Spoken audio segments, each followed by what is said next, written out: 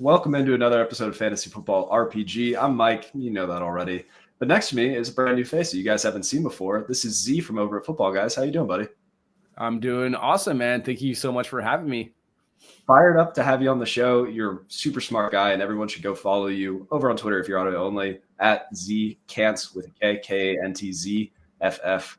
But, dude, let's just hop right into it, talk about some Dynasty sales.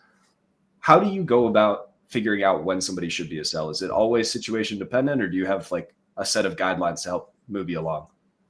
I mean, as far as it's pretty much straightforward with me, it's how bad is your team performing on a given year? Are you absolutely getting smoked by the competition, substantially and definitively every single week? Are they fluke losses? I mean, you need to take it into context, but I mean, if you're just getting absolutely destroyed, I mean, I could bring up one team that I have that needs to be rebuilt right now. It's an absolute disaster. I got completely pummeled every single week. And that's pretty much how I just look at it. It's pretty much straightforward process with me. I mean, this team I have on right now, it's got Patrick Mahomes as the starting quarterback and Caleb Williams, Daniel Jones, Sam Darnold, right? I mean, heck yeah. It's okay. It's fine. Like I have some solid QB2s, and then like Patrick Mahomes isn't doing much. My running backs are Najee Harris, Brian Robinson. So my running backs are terrible, but I never prioritize running backs in Dynasty. Those are always like a tertiary. That's like a secondary concern for me. Wide receivers are my primary concern, and it's a tight end premium league. So I also have like depth at tight end, but like my wide receivers are Michael Pittman. That's my best wide receiver is Michael Pittman, Keenan Allen. I can't remember. I like Josh Palmer, and like that's where the meat and potatoes are. I think really of any kind of dynasty league is you can have great quarterbacks, but if you don't have like that core, which is like the red meat, I think in PPR. I mean, it's pretty much all PPR. I think wide receivers are the red meat of a dynasty team, right? So you got to have a couple solid, at least one elite option at receiver, and if you don't, you're gonna suffer immensely every single week. And like so for my team, like I know we're gonna get into it. We'll start talking about quarterbacks, right? Like I'll just jump into it right now. Yeah, let's do it. Like for my team, like I'm okay selling Patrick Mahomes right now. I'm okay selling Patrick Mahomes for more picks. But if I'm going to do that, I have to take into consideration this year's rookie stock and look forward to at least next year's rookie stock and ask myself, the general question of when am I going to make a run at it? Because you can get caught in this vicious cycle of rebuild, adding pieces. And before you know it, the league's completely wrapped up and you haven't done anything because you've been in rebuild mode for like 4 years. So you got to understand, think 2 years is a safe window. Like understand, like right now, if I sell Patrick Mahomes this year, I'm not going to be competitive. I'm going to be adding, I'll be trying to acquire first round pick this year or first round pick next year. And selling other pieces on my team, like for third round picks, like these tertiary receivers, like Josh Palmer, try to get a third round pick for him, try to add running back in this draft, and try to add through the strengths of this draft. It's kind of tough because you have to look at the class of rookies coming in. And this year's class of rookies coming in isn't particularly strong at wide receiver. And, I was saying that's the meat and potatoes of, if I think of a dynasty team, especially where most dynasty teams start 3 wide receivers. In my opinion, I think that's where it is. Whenever I join a startup, it's always like 3 wide receivers, 2 flex, most are tight end premium. So I think, this year, it might not be a great year to do it because there really aren't any strong options at quarterback. There really aren't any strong options at wide receiver. There are no elite options right now, as far as we know, which could change when the season comes. We've all been proven wrong. We're all in echo chamber, right? Yeah. And we're all completely caught off guard when that one guy comes in and goes off. But yeah, you have to look at the crop of players available, and you have to be willing to understand that you have to give yourself a determined window of when you're going to start to, rack up W's. Yeah. I love setting, I need to be competitive by this date. That way you're not just rebuilding, endlessly accumulating future picks. Like having that end date is great. I love that you called out Patrick Mahomes as a sell because before I had filled out the show sheet, I had just written the top 6 dynasty tight ends, if you really need to rebuild, like tearing down off of one of those guys isn't the end of the world. So you talked about looking at some of the incoming class.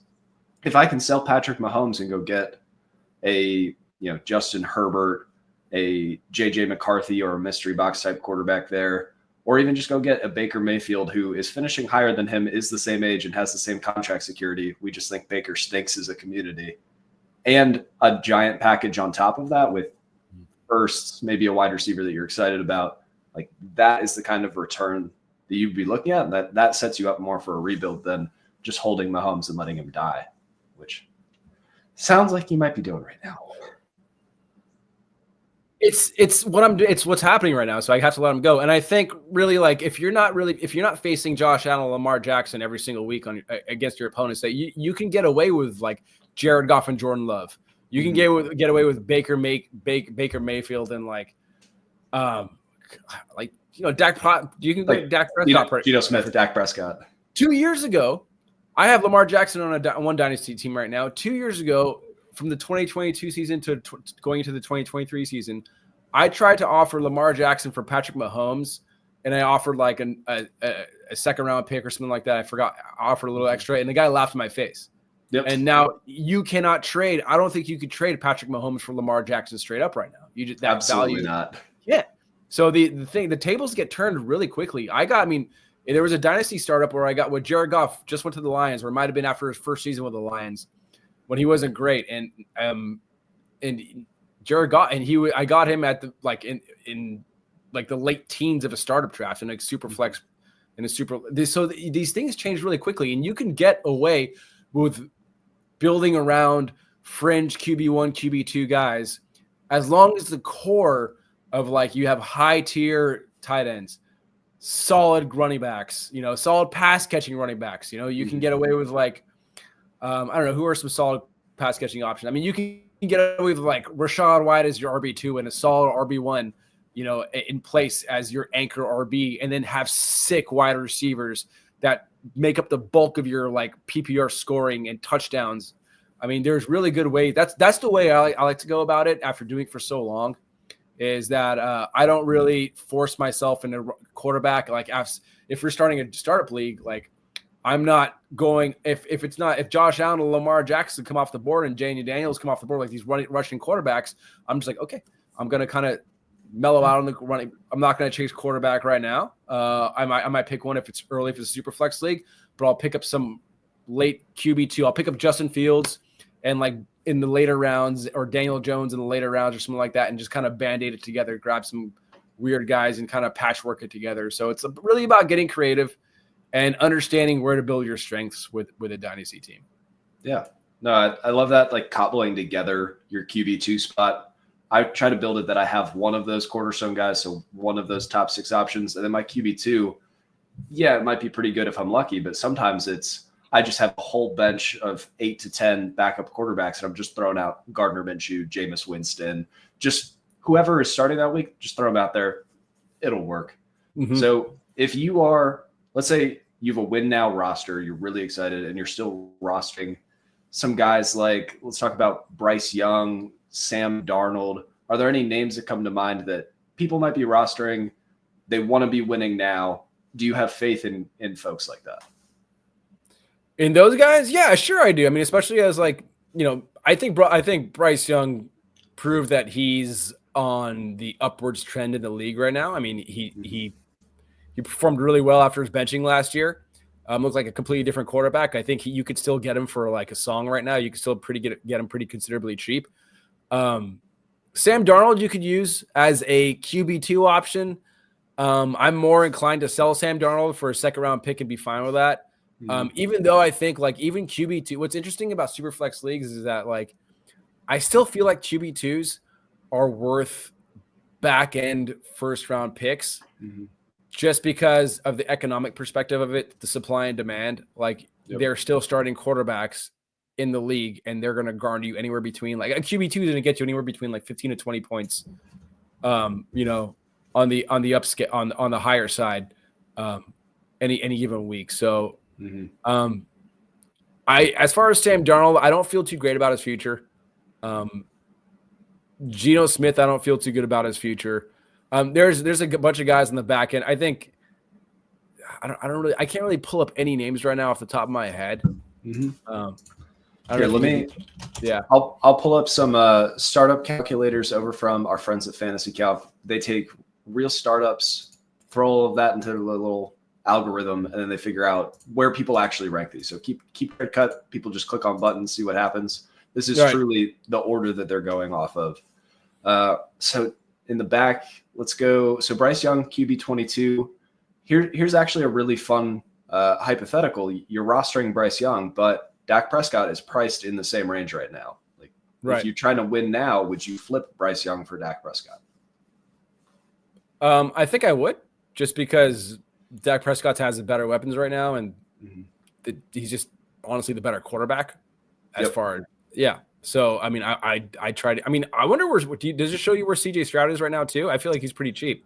CJ Stroud, he still has this weird staying power. He's up there at QB 9. He's right in between Justin Herbert and Drake May, the Wonder Twins of Hope.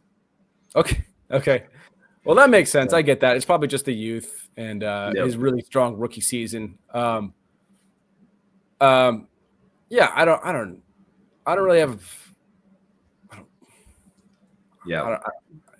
I don't know. Like I think, like I said before, I think you could sell these guys and probably get like these back end guys and get like second round picks for them if you're this is for like a win now team, you said? Yep.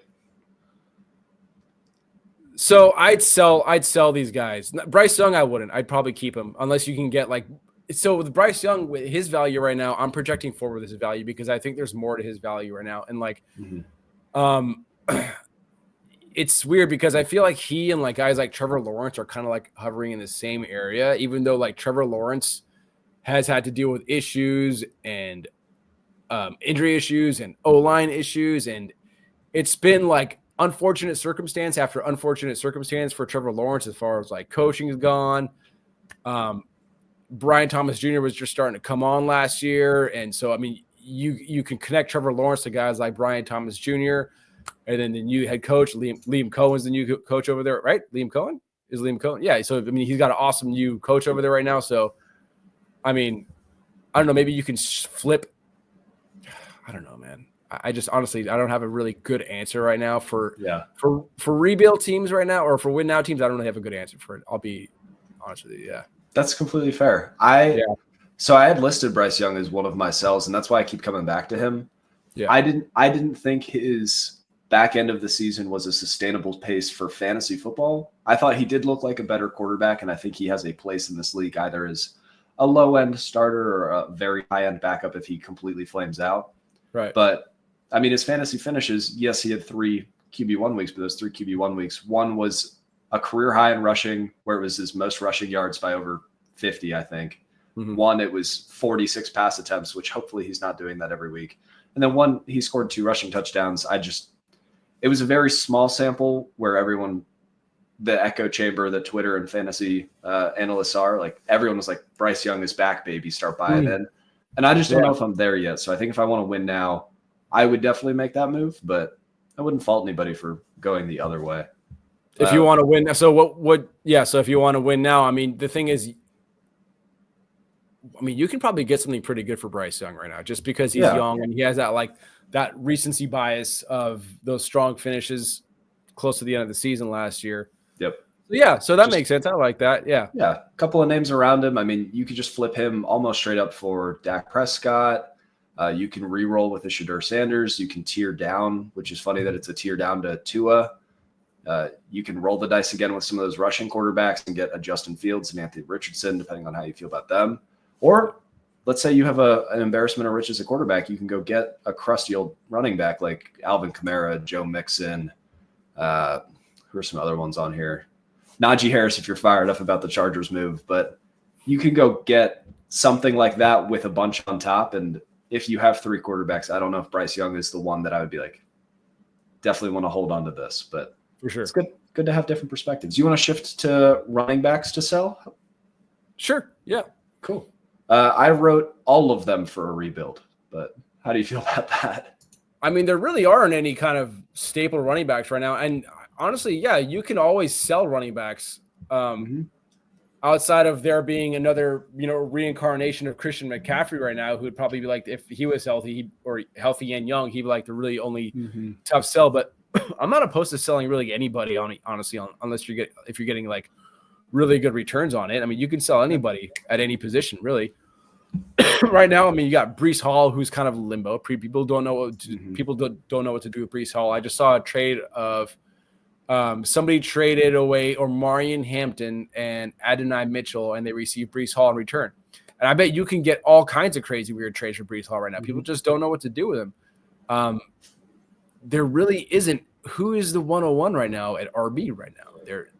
I think it's Bijan, Gibbs, and Genty as their that is the top tier. But yeah, I mean, if you're trying to win now, Barkley is the best choice. HN still has his ups and downs with injury in the offense. Jonathan Taylor, Kyron Williams, there's just a bunch of names that we don't feel great about. We feel good about. Yeah. Which is the running back position in a nutshell, I guess. If you're trying to win now, are there any running backs that come to mind that you just don't think they have a role moving into 2025, but people still think they do? I mean, there might be more diminished roles, if anything else. Like maybe Devon Achane might have more of a small diminished role. They might bring somebody in. I don't know if they're going to have him go. I mean, he seemed to do fine with the workload that he's doing, but I'm just kind of spitballing. Joe Mixon might have a smaller role, he might just have a more difficult time in general, just because of the offensive line being in shambles. I don't know, man. I mean, I can't think of anybody off the top of my head. This is what happens when I don't. That's all right. Hey, I'm going to throw out a couple of names that people are very confident are going to be replaced, or they're very confident they're going to keep their jobs. And for some reason, everyone is always 100% certain on their take. Let's talk about DeAndre Swift, Brian Robinson, and Isaiah Pacheco. Okay. Those are all excellent names. Yes. Brian Robinson, I don't feel confident about. Okay. DeAndre Swift, I don't feel confident about, but I feel like I should feel more confident about him than I don't, because he really didn't do anything to show he wasn't worthy of the RB1 position. He performed pretty well last year. Yeah. It was just a tough scene in Chicago last year. If he can hold on to that job, it's really difficult in the RB scene right now, just because with the new crop of rookie running backs coming in, they could blow up. I mean, any of these guys can land anywhere and blow up any of these spots. So, I mean, if you want to sell DeAndre Swift, it's fine. It doesn't matter. If you sell DeAndre Swift, it's not going to really kill your fantasy team. That's the thing. Like, you're not selling somebody who's going to make or break your fantasy team. You can sell DeAndre Swift and find another DeAndre Swift somewhere else. It's not a big deal.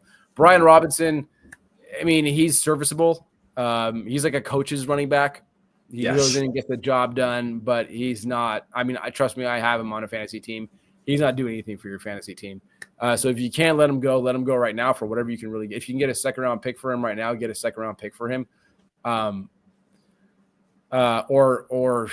I don't know, you could offer him and like a third round pick for like Aaron Jones, or like Brian Robinson, maybe for Jordan Mason straight up, I think would be a good pick. Maybe people don't understand what's going to happen with Jordan Mason. I'm a strong believer that Jordan Mason's going to have a prominent role on the Vikings going into the 2025 season. So those names. And Isaiah Pacheco, what do you think about him? I mean, he's getting a lot of flack, but I thought he was performing really strong before he went down with an injury. And then this is what I love about this, because I think we're in lockstep with Swift, that there's a chance that he keeps the RB1 role. There's a chance he disappears. I don't have any really strong feelings about him. With Brian Robinson, I feel like the Commanders, I took a look at some of their picks that they have. They either have their first and I think maybe a second or a third, and then they don't pick again until after pick 200. So if they don't go running back on day 1 or 2, like, it's Brian Robinson again, but his role for fantasy is he needs to fall in the end zone, and then he's your RB2 for the week. If he doesn't, whatever. Pacheco, I might end up falling on my sword here. Like, I didn't think he was a difference maker as a running back. I think the contact balance, the highlight plays are all obviously there, but I think his vision has always been something that has held him back. His top end speed has held him back, and he didn't look the same. He did rush back from, what was it, a broken leg? I'll give him a little credit for being slow there, but I think the Chiefs could be looking for somebody to be a little more dynamic there. We saw them go Clyde Edwards-Helaire looking for that a couple of years ago, and they just didn't find it. But now, like, if you're going to find it, this is the class to go get it. Travion Henderson, Brashard Smith, Jordan James, LaQuint Allen, they could get somebody who is a good pass catcher that can fit into that underneath game.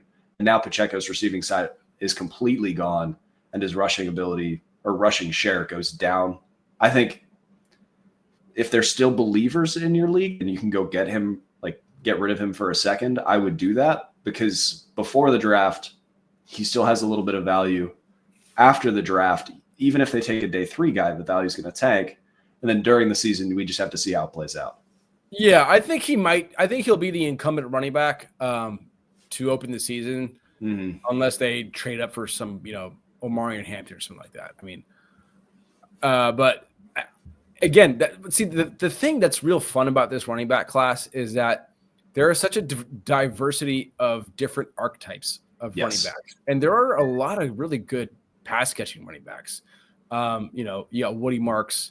Yep. You have guys like LaQuint Allen, who actually LaQuint Allen he had I think he had a 19% career target share, and he did it, which was the second highest in this class, and he did it without playing a Mike Leach offense, unlike Woody Marks did, which I think is pretty impressive. But I mean, it's much more impressive, yeah. And I think you just have a really diverse. You have so many different flavors of running back in this class, that there are just so many different threats to any kind of to any incumbent running back right now, or any depth. I mean, the thing is right now, if you think about the depth right now behind the incumbent running backs, there really isn't great depth. I was kind of just going through it in my head. You have teams like the AFC, the divisions like the AFC East, who have the Jets have good depth. Bills have good depth. That whole division has good depth, but there's more teams than not that just don't have good depth. So I think what is more at threat are the RB2s on certain teams right now that are just kind of clinging their jobs, right? Like Austin Eckler might not be there next. I don't know what his contract is, but if we're talking about Washington, Austin Eckler definitely won't probably. I mean, he really hasn't done much. He had flashes, but Yep. Going around the league. Backup running backs definitely need to watch their job. Like the Steelers have Kenny Gainwell as their RB2 right now. The Eagles have, depending on how you feel about him, Will Shipley. He's fine. He's all right. Will Shipley, he opened the season. He saw time, I think, in the first 2 weeks, and they just took him off the field for the rest of the season. That's a red flag to me. Yeah, which was odd. Yeah, I mean, and he was a heralded back. Over the prospect over the past before coming into the NFL for over a 3-year course, he was one of the top prospects, and then he comes in and he just vanishes. So that's pretty odd. Yeah, but for Isaiah Pacheco, the red flag for me, if they go a pass catching running back, I'm like, okay, the upside might be gone, whatever, that happens. If they take a swing on a Caleb Johnson on day 2 or right. Your heartthrob Phil Maffa and just try and make him Isaiah Pacheco 2.0. There's a world where he loses his early down role too, and that would be just a real bummer. I'd be seriously concerned for any running back that has to deal with Phil Maffa in their backfield. Just an absolute beast. But let's talk about some wide receivers real quick. So you're trying to rebuild. You have a couple of crusty old wide receivers on your team. Let's throw out Tyreek Hill, Mike Evans, and Devontae Adams. Are there any of those that you're worried about, not just 2025, but 2026 as well? Or are there any that you're like, man, 2025, their value might tank completely? With those 3 names, are there any that you're really worried about?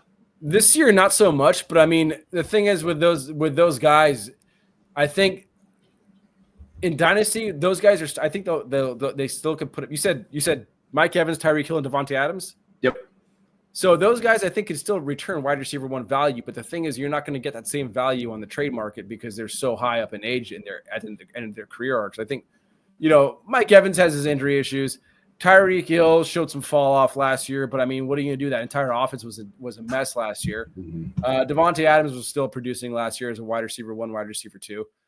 So you're just not going to get the same value, that they're going to give you on the field. You're not going to get the same value in a trade. So I'd rather just roster players like that and just let them die on my fantasy team. That's just where I'm at. I don't want to trade those guys because I'm gonna get like second round picks from them. No one's gonna give me a first round pick. I'm gonna get a back end second round pick for Mike Evans right now. No one's gonna give you a first round pick, and then Mike Evans is gonna give you a wide receiver in 1 week. Same with Devontae Adams. Same with Tyreek Hill. And I know people had concerns about Tyreek Hill. His yards per route run fell off last year. This fell off that year. That fell off last year. But I'm willing to give that guy one more shot. I mean, I don't know what happened with week 1. Tyreek Hill had an insane wide receiver 1 week, and then Tua got hurt not too long after that, and then all of a sudden, like, his stats fell off. Well, I mean, what do you want? Like, the entire offense sucked. It was completely broken last year. They didn't even have a viable QB2 back there last year. So I don't know what you want from the guy. I mean, I'm willing to go and buy Tyreek Hill right now. I'm not really willing to sell guys at the end of their career arc who are going to give me wide receiver 1 value on my fantasy teams. Yeah, I think if you're going to sell those guys, what I like to do is wait until week 4 of the actual NFL season. Like, do not sell your Mike Evans, your Devontae Adams, your Tyreek Hill, those over 30 wide receivers in the offseason. Because right now, everybody's on their rookie fever. They're excited. They want to go get the new shiny toys. They're not going to give up a new shiny toy for Mike Evans, who's just going to go put up another 1,000 yards this year. Right, exactly. Wait until that team convinces themselves they're a playoff team and say, hey, I'll slide you Mike Evans in a third. Give me a first back. Like, the life cycle of players and picks are always worth more now. Players are always worth more in the season. I like not selling your good players now. So, cool. Yeah. Wait till there's a demand. Yeah. There is one player that I want to talk about. So you're a win now team. And I'm curious because I actually don't know your thoughts on this. I tried to Twitter stalk you earlier. Marvin Harrison Jr. is currently the wide receiver 10 in startups right now. Is that reasonable? The wide receiver 10 in startups? No, that's not reasonable right now. It's just he's not a major part of the game plan right there. He's not part of the major game plan in Arizona. It's all Trey McBride. He didn't show that he could demand a high target share every single week. He's still a rookie, but I think it's still kind of wish casting with Marvin Harrison Jr. I wish him the best of luck. I would love to see him. I have him on a couple Dynasty teams. I would love to see him, but there's no way for me to project or know that he's going to be, a wide receiver 10 implies in a start that this is going to be like a 30% target share kind of guy, 25, 30. And he's just not that guy. He isn't that guy. And I can't place him at wide receiver 10 just because he has a name and he's young. That's not what I can't do that. I don't know. Kyler Murray also is a whole other conversation in another sense. That guy's frustrating as a fantasy asset right now too. So, Marvin Harrison at number 10, I can't get behind that. There's other guys that probably have. Who else is going around Marvin Harrison if you can see that? Yeah. So I pulled this because I think it's hilarious. And this is the resident podcast of Dads for Lad. Lad McConkey is the wide receiver 14 right now. Okay. He is half a year older. So obviously that means that he stinks for Dynasty. Sure. More targets per game, more yards per game, more touchdowns. Sorry, one less touchdown. Okay. So you could go get you a Lad McConkey instead of a Marvin Harrison. I'd much prefer Lad McConkey over Harrison. You want to win now? A.J. Brown, that wide receiver 12. Yeah, what he's 28 next year, 29 probably. 28. 28, yeah. Same range, just a little. So Nico Collins is in front of him, but just a little bit. So if you can tack a second on top of Marvin and go get Nico, wow, I'll do that. So bottom line, if you want to compete in 2025, maybe Marvin Harrison Jr. isn't your guy, and that's okay. Marvin Harrison Jr. is seriously mispriced right now. That's a problem. And he will continue to be as long as he has the cool name. All right. Exactly. Let's do some tight ends. So I didn't fill out the show sheet for this. Scout's honor. I'm very sorry, everybody. But if you are trying to rebuild, a couple of names that come to mind. You have George Kittle. He's 32 years old. He's often injured. But he could also be the tight end 1 this year again because he's awesome and I love him. Mark Andrews, 30. And let's throw in a Hopium pick for always. The Wonder Twins, Dalton Kincaid and Kyle Pitts. Are there any of those that you want to sell because either they still have value and maybe they shouldn't, or you're just worried about a fall off in 2025? Yeah, I think Kyle Pitts still has value. I think there's that athletic allure with him that really hasn't panned out just yet. And if it happens and you miss out, then if it happens and you miss out. But it's been, 4 years now? Is it 3 or 4 years? It feels like it's been 10 years of Kyle Pitts doing, underperforming. So I think you could still sell Kyle Pitts and get a very nice haul for him. I'd rather have George Kittle than Kyle Pitts. I mean, George Kittle came into the league with far less draft capital and started turning it on way earlier than Kyle Pitts did. And now he's got Drake London and Darnell Mooney to deal with. Just really isn't happening. I mean, who knows what's gonna happen with Michael Penix? I mean, see, it's tough. It's tough to say that, but you just gotta kind of cut the cord. You just gotta let it go and say, okay, I'm gonna let this guy go. Darnell Kincaid, it just I remember talking about this with some of the guys from Footballguys, and I just didn't understand why everybody was so high on him last year. I didn't get it. I mean, the splits were right there in front of your face. Without Dawson Knox on the field, he was fine. With Dawson Knox on the field, he's irrelevant. He's a nobody. I mean, that's just the way it is on that team. That's the structure of that offense. You have to look at the team for what it is. So I mean, that's just what happens. Coaches look to other options. You have to look at how coaches look. I mean, dude, Sam Laporta fell off huge last year. I mean, like, God, the Jamison Williams breakout just killed him. It's insane. Yeah. And he's still valued at tight end 3. So Laporta is still a tight end. That just goes to show the tight end position. I mean, it's Brock Bowers, it's Trey McBride, and then there's 15 to 20 names that you can either say, this guy will give me points now, this guy might give me points later, but it's gross. Yeah. How do you feel? And that's the nature of the tight end position in Dynasty and in redraft. That's just how it is. Yep. So it's just after like tight ends 1 through 3, like it's just a mishmash of fluctuation of names going up and down the rankings every single week. Yep. I'm excited to see what TJ Hawkinson does this year. He's not on my show notes, but I think people have undervalued what coming off of an ACL does. And then, dude, Sam Darnold is good-ish. JJ McCarthy could be great. And I'm willing to roll the dice on that mystery box. Hawkinson. Yeah, JJ McCarthy could be great. Yeah. Yeah. So if you are trying to pivot off of of those. You could probably trade. Yeah, go ahead. So if you're trying to pivot off of a Kincaid or Pitts, I think that's where you're going, is you would try and either like tier up to a Hawkinson or maybe even get something on top of Hawkinson.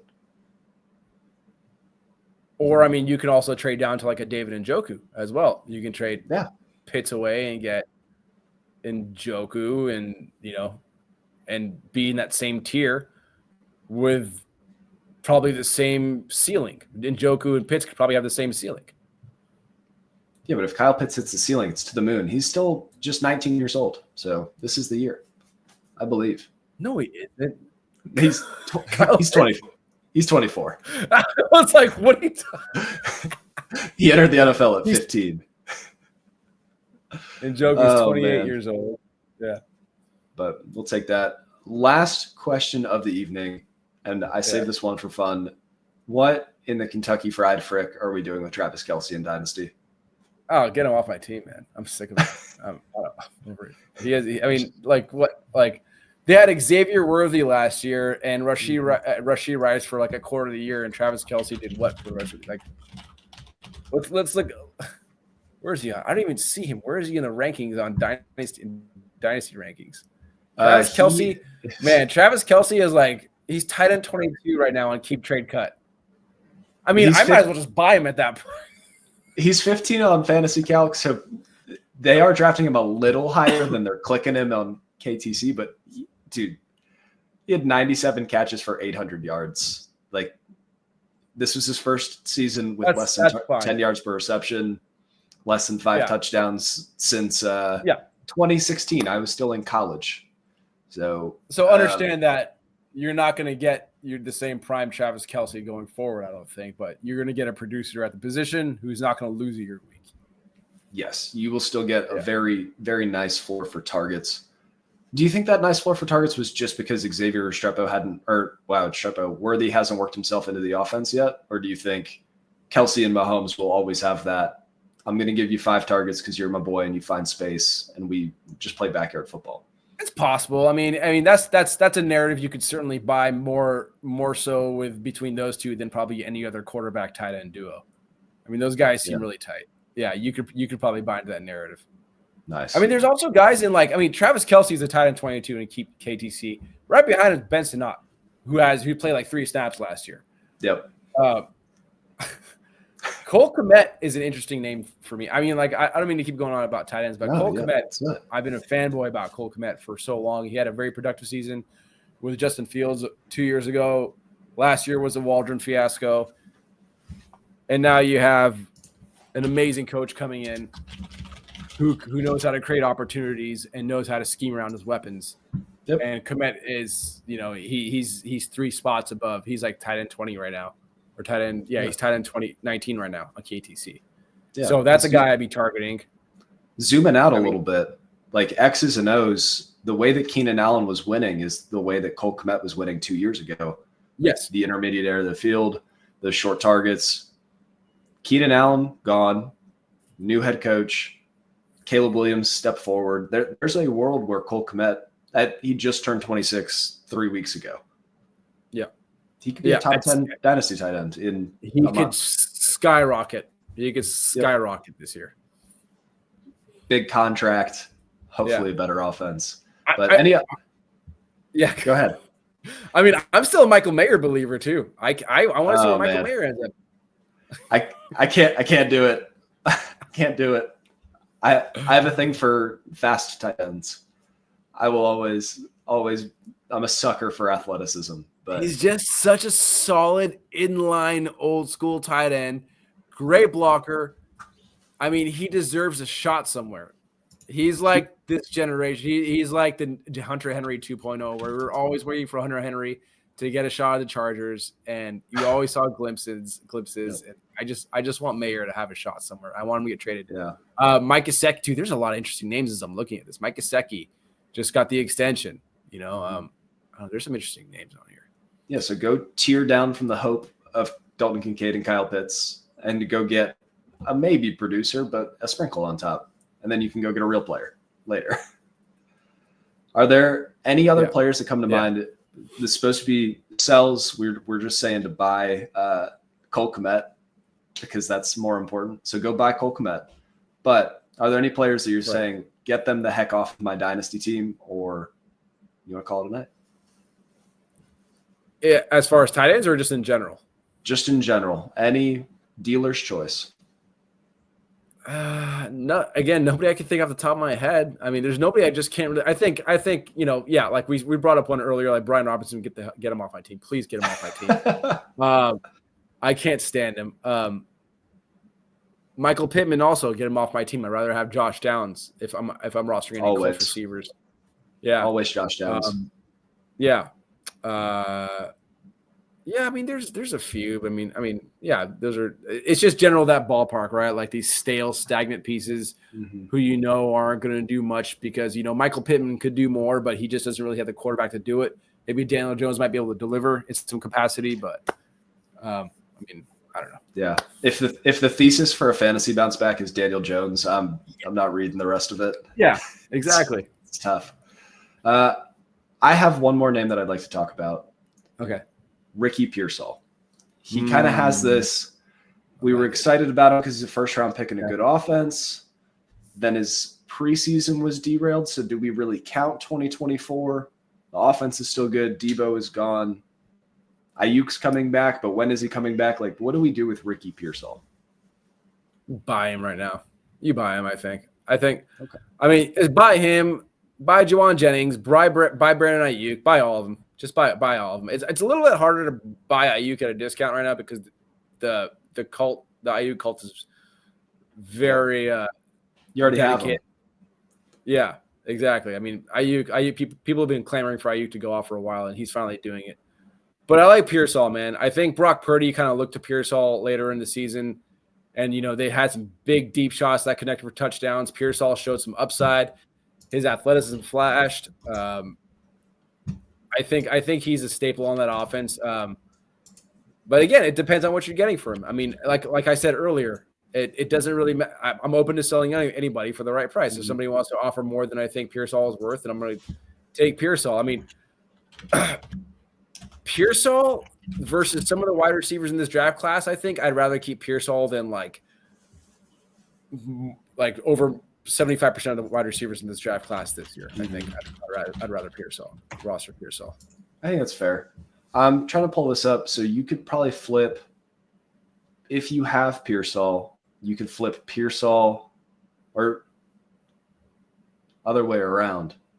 You could flip Jennings and a third and go buy Pearsall. How would you feel about trying to do something like that? Is there a receiver that you prefer between those two, or is it just Jennings between them? Who's Jennings? Wait, Jawan Jennings? Oh, sorry, Jawan Jennings. Mm-hmm.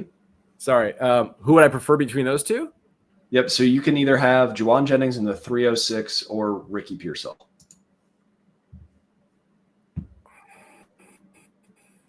I think I'd rather just have Pearsall. Okay. I mean, I'm not really considering the 306. It still feels like a Jawan Jennings or Ricky Pearsall trade to me, straight up. Because the chance that you turn that 306 into an actionable fantasy asset, I think the odds are low, unless you've done your research and you know exactly what you're doing. But odds are that you're probably going to miss with that 306 pick. So it's still a Jennings Pearsall discussion for me, and I still want Pearsall in that decision. I support that. I think both of those receivers, if they don't have the 2025 that we expect, the community is going to turn on them and get real nasty real quick. And Jennings can fall off the face of a cliff. I think Pearsall might have a little more staying power because we'll treat this like his rookie year, but there's going to be some haters out there. The noise will get loud, but bottom line, if you're listening, first go follow Z because Z rules. Do you want to tell the people where to find you, what you're working on, and some other things that are coming up? Yeah, so I'm at Footballguys as a part-time staffer, and then I'm on X at ZKantzFF, and right now I'm just kind of having a lot of fun researching under-discussed running backs in the rookie class. I'm a big Jarquez Hunter stan, big Phil Mafah stan. I think there's a lot of talent in this year's rookie running back class, and I've been knee-deep or waist-deep in this entire rookie running back class. So if you want to come and talk about guys that aren't Omarion Hampton, Trey Henderson, or Travion Henderson, if you want to talk about other running backs in this class and have a discussion about that, I'm open to that. So please come find me on X at ZKantzFF. Yeah. We're going to have you back and chat about some Khalil Mullings because I think he's an interesting name. Khalil Mullings, Montrell Johnson, maybe. I mean, we just have a great time. These guys are fun. There's a place for these guys. Yeah.